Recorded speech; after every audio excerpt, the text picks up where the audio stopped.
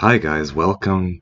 And if you want to grow your ELO from 900 to 2000 in 3 weeks, then you can buy my supplement. I will link. No, I'm just kidding. But anyway, yeah, I left off of this game, and we have heavy peace situation where it should be pretty drawish, but obviously white can try to win, but I don't think there's good chances. It was queen c2, queen d8. The problem is that uh, this queen is a bit out of play. It would be better on a square like c6 probably. And so now black has coordinated his pieces quite well, and white has to play something like rook f1. Or I guess that's also a method to go queen g3 if you really want. But in that case, you probably have a drawn rook endgame. You could also try for, yeah, I think queen b8 or rook f1. Those are the only choices, really. Okay, yeah, eventually you had to play rook f1 if you don't want to play queen g3. Because after queen g3, I mean, obviously, this should be pretty drawish. Or you can even take, actually. Of course. You can just take on c4, and now all of a sudden black has a passed c-pawn. So in fact, maybe this constitutes queen b8 being a mistake. Maybe just play rook f1 immediately so that you guard the pawn. And now how does black proceed? I don't know, maybe this is just ultra solid for white. There's no way to coordinate black's pieces in order to attack. And then meanwhile, white can try to harass this pawn. I think this is the best practical method for sure. On the other hand, this queen is kind of tied down because anytime the queen moves away, say to b5, there is rook c2 or something like that, maybe after like h5, king h7, and somehow guard the f7 pawn.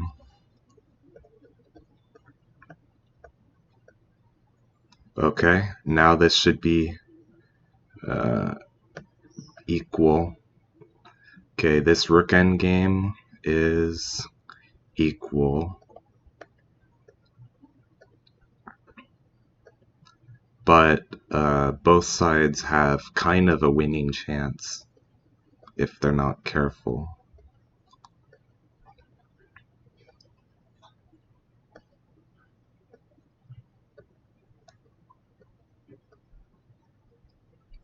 It's interesting. I think at this point there's no chance. I'll be right back. Sorry. I have to make sure. Sorry about that. I'm back on the air. About this game though, let's see. I think in D. How do I get rid of this hotbar? Because last night I had it off and it's pretty much in the way. Get rid of this. Does that help? Oh great, it helped. Perfect. Okay. That was another thing I was trying to deal with, but rook g1 is good in principle because you want to cut off the king as much as you can. e4, king c6, reasonable. You are losing the h7 pawn, but okay, this should be quite interesting, very drawish. Looks like draw coming. King f7, c1 queen, therefore has to deliver check on c3.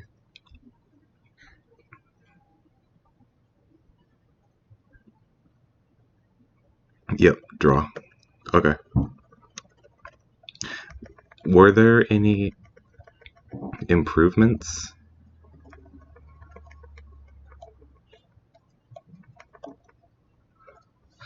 Well, I think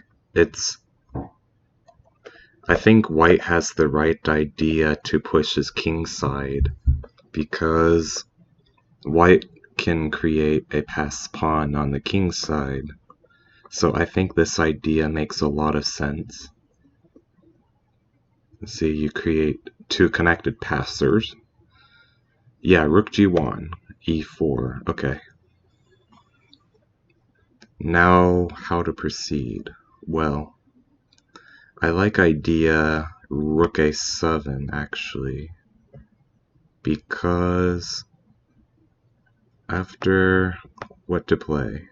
Maybe rook h1 and h5. Maybe this pawn also becomes too dangerous to not take seriously.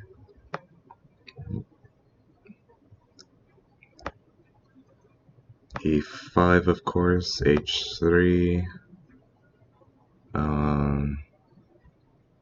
f5, h2, rook h7, and c4.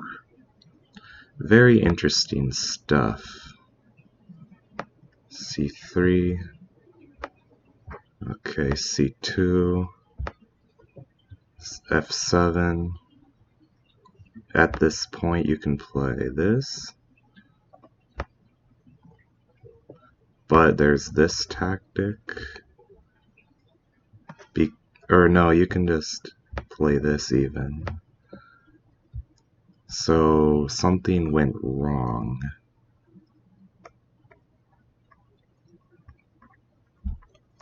Maybe rook a7 is bad approach, bad approach. Oh, that was also what was played in the game. Yeah, instead of c4, maybe rook h1 smarter to create a danger, create h-pawn danger. But what to play? Yeah, okay, I don't see better than rook a7. You could try rook a6 maybe, but that improves king, so maybe not. c4. Yeah, rook h1. King, how about king g5? h5, let's see. How about rook h7? Because now h4 doesn't quite work. I think you have to play c4. And now, after this, I think black's winning, actually. So maybe this is best path for black. But what about for white? I could have sworn white had some sort of winning method. Maybe f5, maybe to push most dangerous pawn, f5. Because now this rook kind of safeguards c4 for the time being. He has to kick it away, but then rook comes, maybe a8. And now c4, rook c8. I think white is completely fine. He's losing the e4 pawn though, so I don't think we can play to win. But he could have played that move earlier. Force rook e8, which is probably a mistake because c4 is coming and it's very dangerous. Actually, no, f6 is a problem. So yeah, maybe c4, just play probably e5, e5, where were we? Here we were.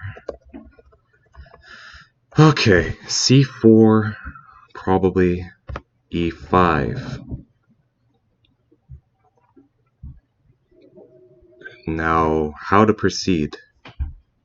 because c3 is probably met with rook c8, and whichever pawn gets threatened by the black rook, white can push and then becomes very dangerous for black.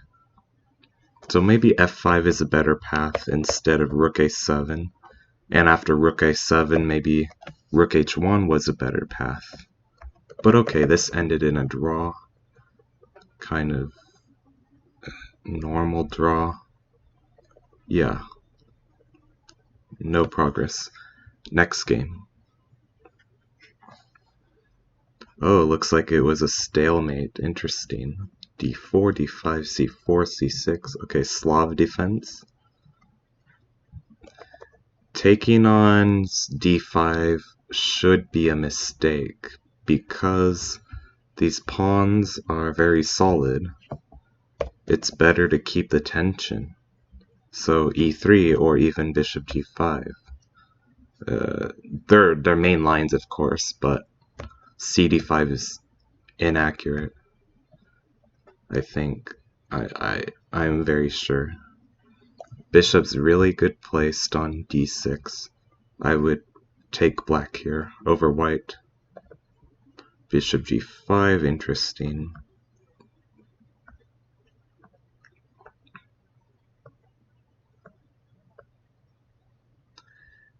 Yeah, g5's a bit daring, but you cannot take on g5, or can you? Maybe you can this time. Maybe you should take on g5 because h-pawn becomes very dangerous.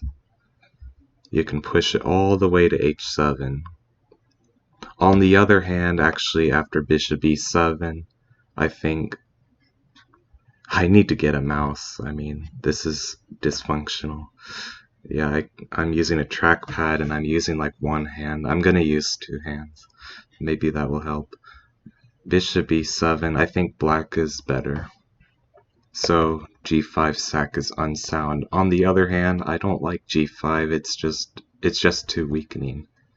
You need to play rook e8 and try to clamp down on e4 and see what white does, because white wants to try to push e4, otherwise he has nothing. Maybe he has b4, b5 idea, like a Carlsbad structure, but nothing serious.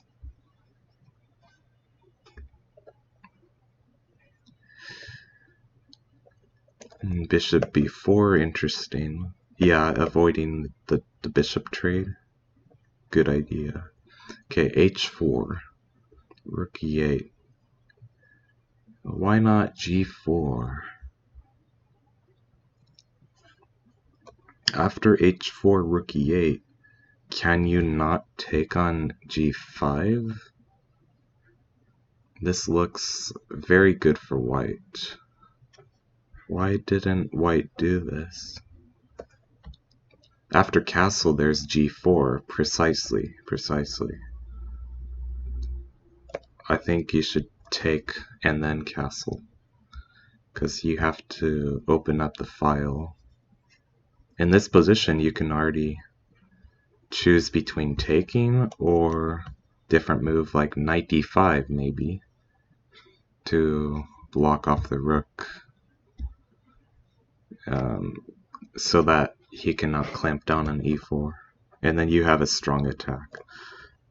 Okay, castle g4, knight e5, c5, take. Okay, yeah, bishop g6 is a resource.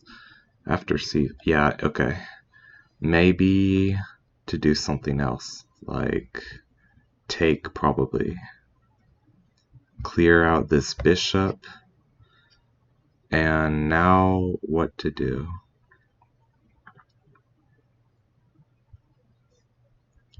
Maybe, I'm not so sure. This also looks bad for black, but knight f7 is dangerous. You can always try rook e7. How should white play?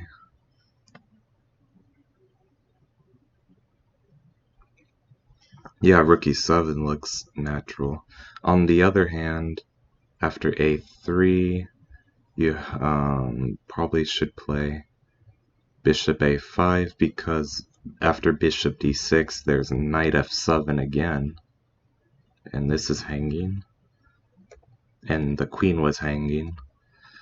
So bishop a5 and play bishop c7. Maybe unclear position. c5, I think white is doing better because black's pieces are in more convenient situation. They have better access to squares. And black has bishop pair as well. On the other hand, I think if white can consolidate, then white should be better. Yeah, after rook b8, I mean, you can probably play queen e4, knight d4. It would run into knight d5, so queen e4, d e4, and knight e6. Yes, right. That's what was played in the game. Makes sense. You want to trade down the queens because black has very active position. On the other hand, white snabs the second bishop, but maybe this is not such a big deal because your material situation's better. Yeah. After bishop a5 there, yeah, dc5 because knight take is met with b4, so white is winning.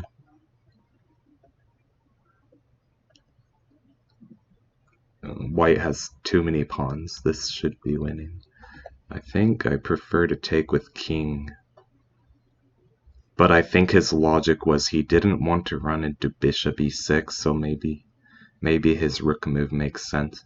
I just like it after. Yeah, I think yeah, actually rook takes is better.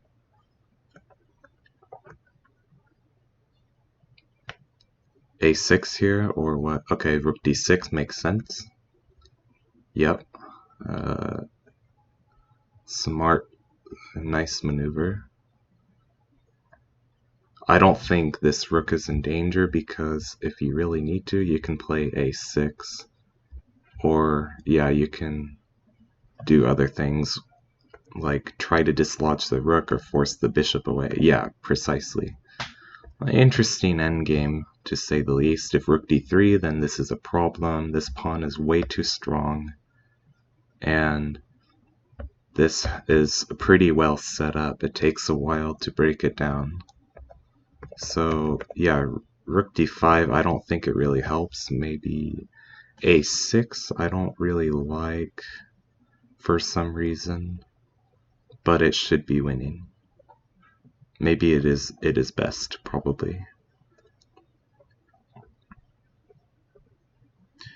Yeah, white should win.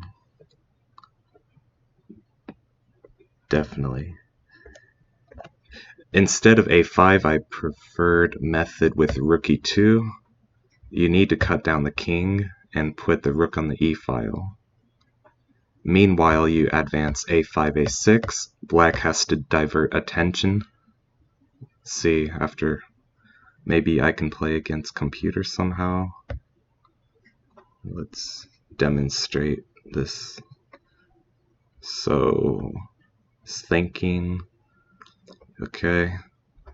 Well, he's threatening to win my rook. Let's play rook e8. Let's bring our king here. Okay. King b6. Yeah, the rook checks are annoying, but I should be able to escape them, I think. Ah, right, let's see. Different move. Maybe king b7 and king b8, right? Yeah. Okay.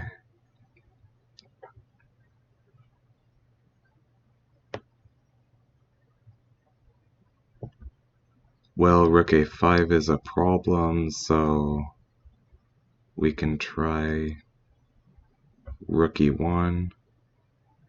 My idea was rook a1. Yeah, this is harder than I expected, to be honest.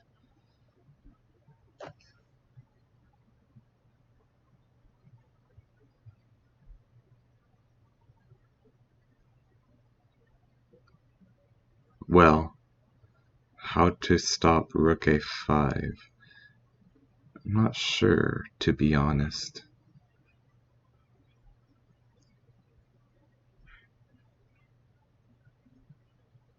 Ah, king b7. Idea was rook a8. I needed to play something different here. But all moves beside... Okay, maybe the correct path is to bring the king downward like this. There we go. This is progress. And now the trick is how to advance.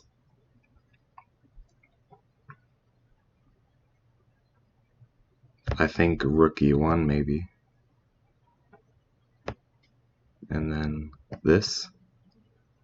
Yeah, okay, still winning. Let's play this. And now that's somehow a draw. That's crazy. Why? Oh, because the rook keeps checking. Okay. a5 is not working. How about king c3? Yeah.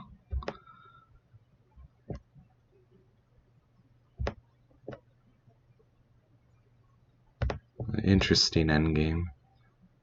I know that the point is you can never let black's king go in front of your pawn.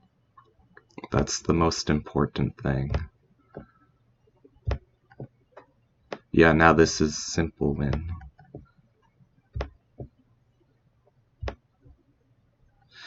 Well,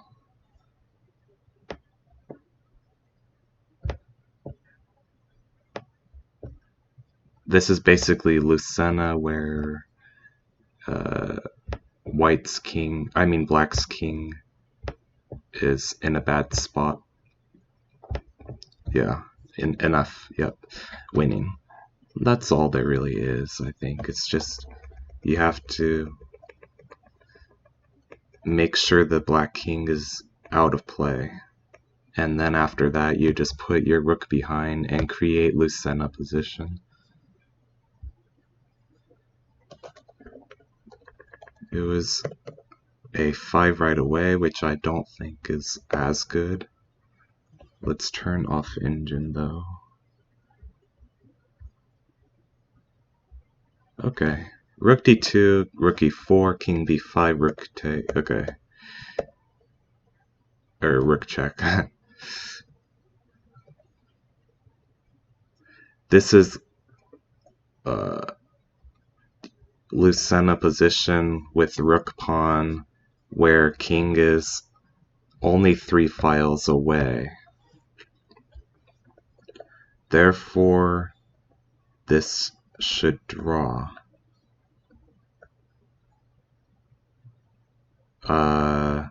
This should draw.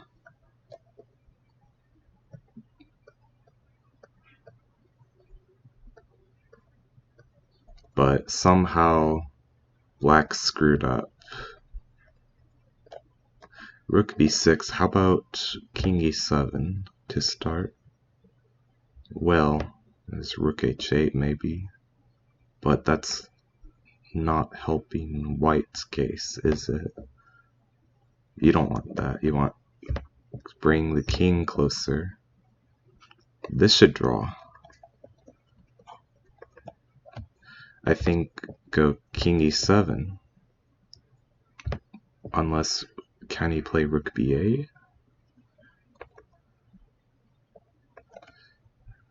Maybe.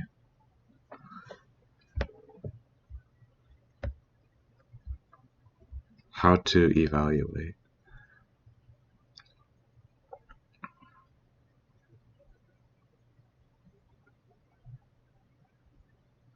rook d6, king b7, rook check. Something like Van Cura position.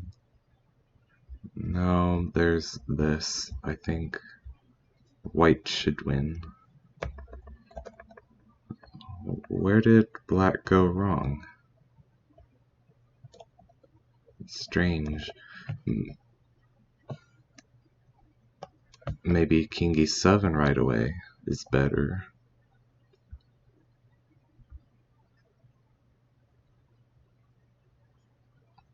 If a7, then this should draw, because the king is just in time. For example, after king b7, black has infinite checks, because the king is well placed on d7.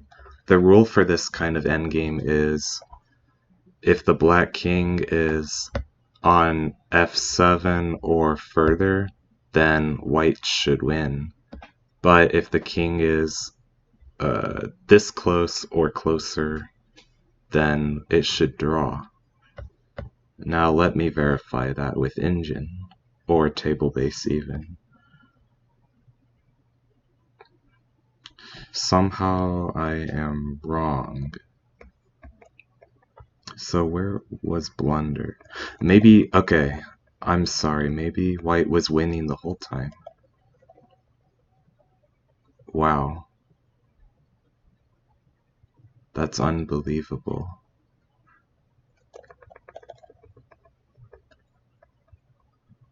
Where did I think that?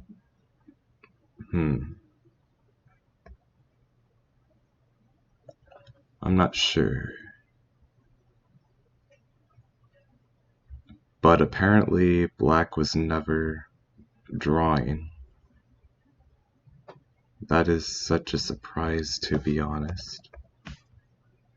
But, okay.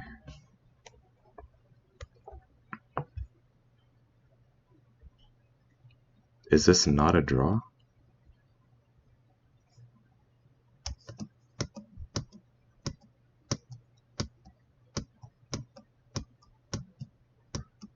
Right, because the rook is on b8. Maybe that's why.